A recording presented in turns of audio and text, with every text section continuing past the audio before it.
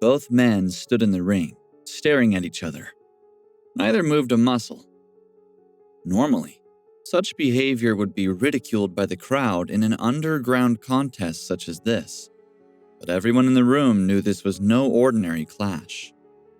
"Long time no see, Tarzan," said Malcolm as Brian fled the ring.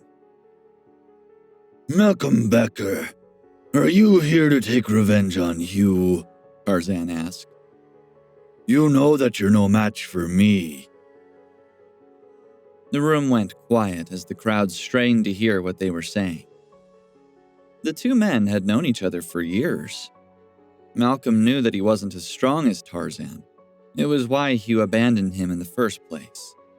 He knew he was risking it all by even standing in the ring with the other man, especially with a broken arm.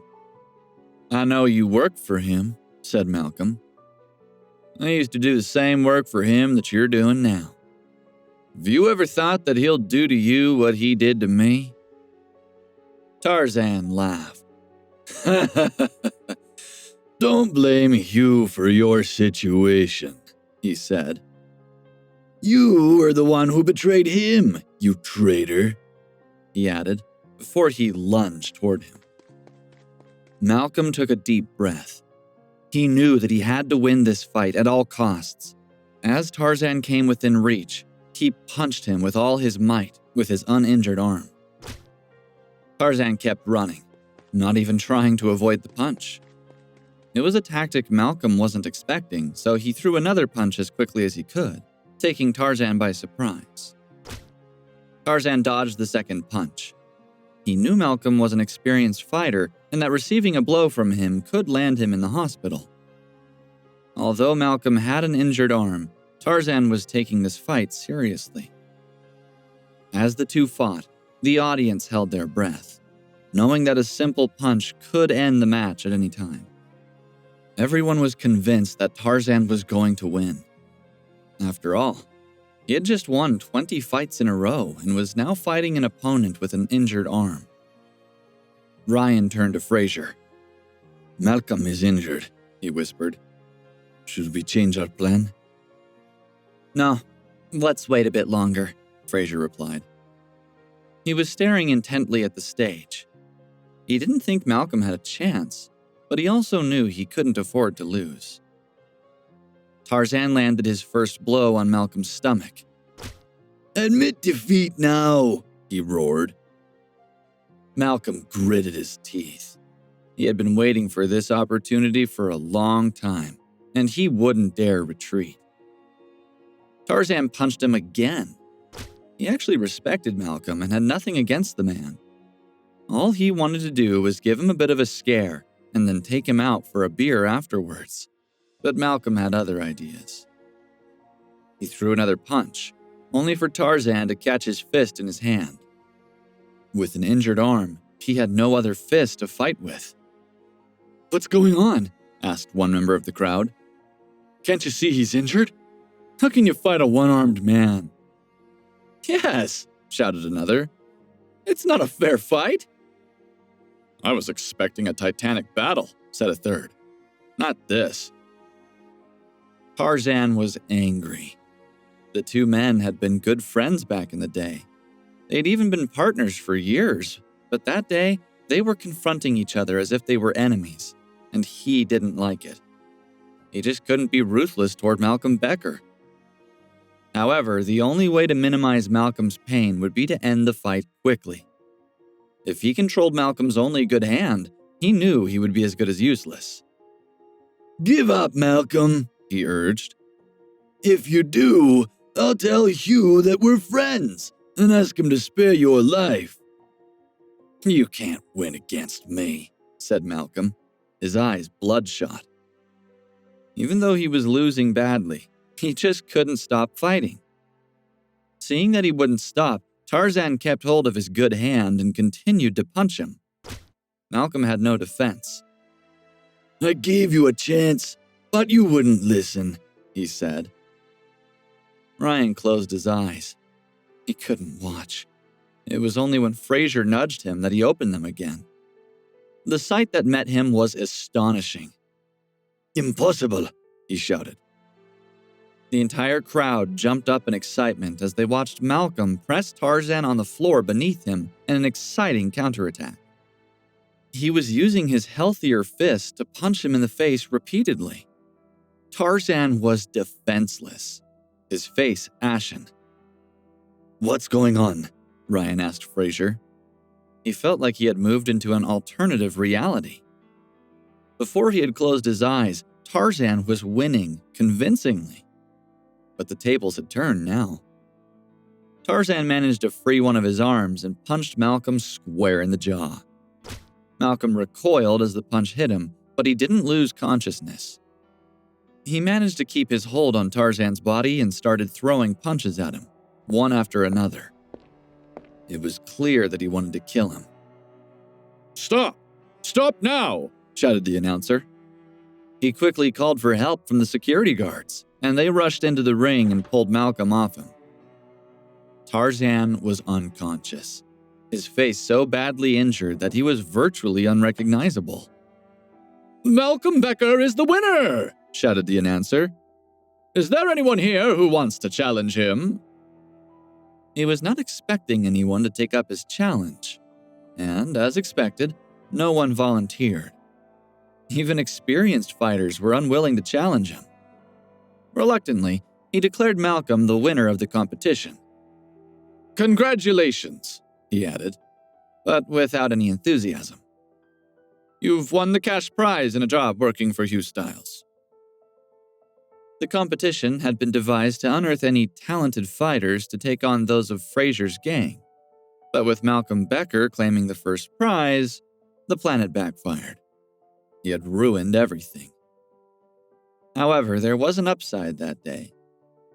Frazier's men had not dared to go on the stage. That in itself had to be considered a victory. Malcolm was led backstage. As he left the ring, Frazier also stood up and said, "Let's go." "Where to?" Ryan asked, convinced that Frazier wanted to follow Malcolm. "The competition is over. We're leaving," said Frazier. "Don't you want to go? We could always have dinner here if you like." Ryan was speechless.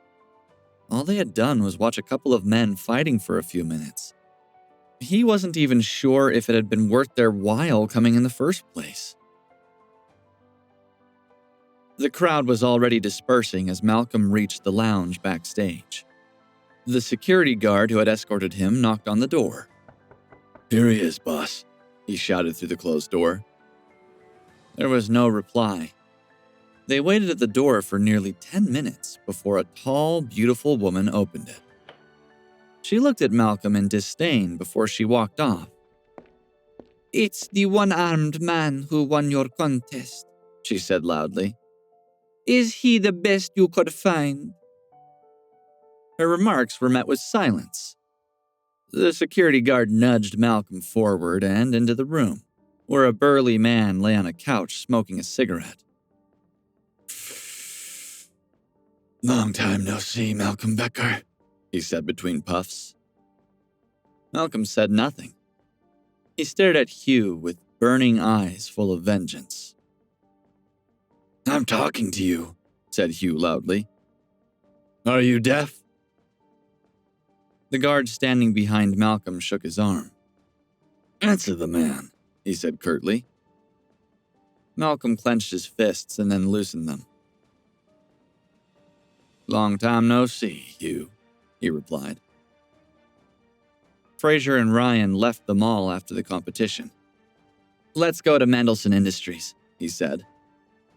"Aren't we going to wait for Malcolm?" asked Ryan, surprised that he seemed to have given up so easily.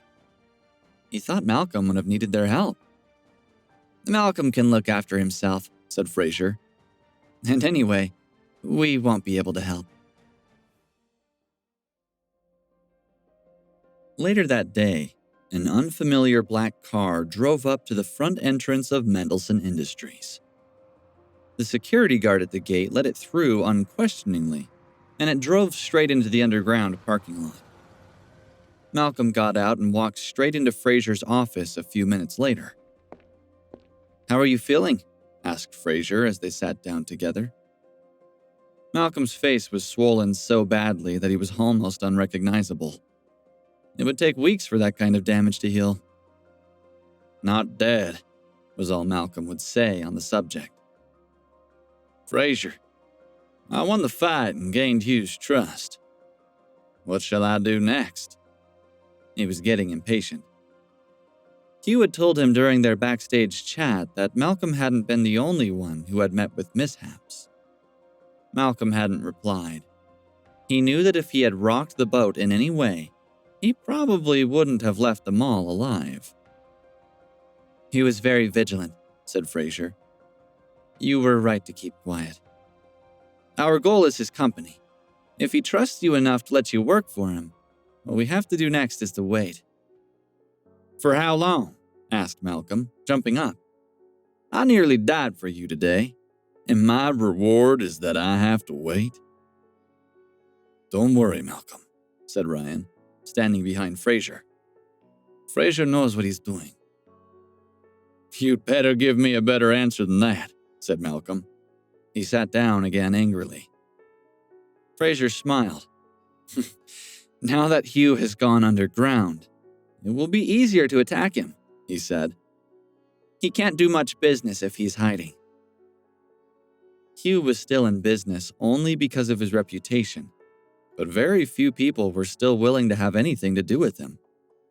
Frazier wanted to cooperate with him, but he needed Malcolm to go on the inside to give him as much intelligence as possible. "Then tell me, what do we do now?" asked Malcolm. He was getting discouraged, feeling as if he was getting nothing in return for all his hard work. "Go back and rest," said Frazier. "When the time is right, we'll arrange a trap that'll hang Hugh Styles out to dry." "Okay, but I'm only giving you one chance," said Malcolm, before he got up and left. He wasn't happy. He thought he was caught between two men he didn't trust. Frazier left Mendelsohn Industries soon after Malcolm. He got home to find Natalia complaining bitterly on the phone to Sheila. "I've used up all my Princess Sophie cosmetics, and I can't go out and buy any," he heard her say. She sounded as if the world was going to end. After her argument with Sophie in the restaurant, Natalia went home in despair. It meant that she had to purchase a new makeup line, and she wasn't happy about it. Sheila was in a similar predicament. They were beginning to realize that they had offended a very powerful woman. "If I'll lend you some foundation, can I borrow some mascara?" he heard Sheila say in reply. "But I've run out of mascara too," said Natalia. Frazier heard a wail on the other end of the line. His mouth twitched in amusement. He couldn't believe that two women could get so upset over some makeup. Natalia noticed Frazier's smile and glared at him. "What are you laughing at?" she demanded. "If it weren't for you, we wouldn't have ended up like this." "Because of me?" he asked, wounded by her accusation. It had obviously been Sophie's fault. She was the one who had taken Natalia's seat and caused the argument in the first place. Yet now Natalia was blaming it on him. "Who else's fault would it be?" she retaliated. The more she spoke, the angrier she got. "For as long as you're a coward, she will humiliate me in public. I can't believe you hid in the bathroom rather than defend me." She glared at him. "Fortunately, Sophie hasn't publicized the incident," she added. Natalia was still worried that she and Sheila would never be able to use Princess Sophie cosmetics again. She was sure that if either of them were seen wearing Sophie's cosmetics in public, word of it would get back to her, and Sophie Becker was not a woman they wanted to offend again. Frazier, on the other hand, wasn't worried. He walked over to her and smiled. "I'm sure it's not as bad as you think," he said kindly, hoping to calm her anger. "Stay away from me," said Natalia, stepping back from him, her anger not diminishing. "It's all because of you. I can't go to another Princess Sophie cosmetics store ever again." Natalia hadn't hung up her phone. Sheila had heard the whole exchange. Frazier, you've hurt both Natalia and me, She said, coming to Sheila's defense. We haven't been able to buy skincare products for days, She added, making it sound as important as if they hadn't been able to buy food. Just because of this? Asked Frazier in surprise. If you're that worried, why don't I go out and buy some for you? He suggested. You'll only make a mess of it, said Natalia sulkily. But Sheila had other ideas. Why didn't I think of that? She shouted. Frazier could get everything for us, and no one would be any wiser about our predicament. In her eyes, Frazier had gone from villain to savior in less than a minute. But, began Natalia, convinced that the plan wouldn't work. He'll get it all wrong, I'm sure. He's never shown any interest in any makeup in the 3 years I've known him. Why would he start now? Natalia, do you want to switch brands? Asked Sheila. Frazier has given you the perfect opportunity to get what we need without getting publicly humiliated. I thought you liked her products because they didn't react with your skin, added Frazier. You told me that you were allergic to almost every other brand. He knew that she would rather die than be seen in public without wearing makeup. Natalia sighed. She realized it was the only way to get the cosmetics she needed. She also quite liked the idea of letting Frazier run some errands for her. It would be his way of making amends. The next morning, Frazier left the house early so he could go to the cosmetics store on Natalia and Sheila's behalf. Natalia's bank card and a list of all the items the two friends needed were in his pocket. There were more than 20 items on the list, as they planned to hoard as many products as possible to avoid visiting the cosmetics store for a long time. Frazier looked at the cosmetics store. With a storefront as elegant as this, it's no wonder they're a best-selling brand, he thought. The queue of people waiting to enter the store is greater than many stores get in an entire day. He walked up to wait in line, noticing that the store sold clothing as well as cosmetics. He knew that the company had over 100 branches in Orange County alone. It was a huge benefactor to the local economy, comparable in size to Hugh Styles' company. Someone pushed him as he waited for his turn to enter the store. He turned around to see a young man wearing a designer watch and designer clothes. His arm was around the shoulder of a young woman. Both of them looked at him in disgust. What are you doing here, you country bumpkin? He asked, sneering. Get lost. Frazier stepped aside, not wanting to stoop to the young man's level. He was determined not to upset Natalia, who a few days earlier had told him that she didn't like him fighting. Hey guys, Frazier here. Listen to the full episode of Unraveling the Son-In-Law exclusively on Pocket FM app. Click the link in description to install the app now.